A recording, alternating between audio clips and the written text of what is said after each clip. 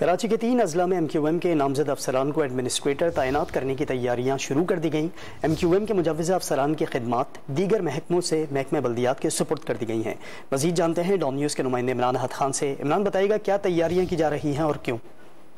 देखिए, बिल्कुल शहर कायद में 3 इजला में MQM के जो नामजद सरकारी अफसरान हैं उनको एडमिनिस्ट्रेटर की तकर्रुर का जो मामला है उसके लिए तैयारी की जा रही है, क्योंकि पहले मरहले में क्योंकि अभी तैनात नहीं कर सकते एडमिनिस्ट्रेटर क्योंकि वे 15 तारीख को बल्दियाती इंतखाबात है। इसलिए सबसे पहले मरहले में जो 3 अफसरान हैं वो मुख्तलिफ महकमे में सिंध गवर्नमेंट में काम करते हैं, उनको सबसे पहले जो है वो महकमा बल्दियात के अंदर जो है वो भेजा गया है।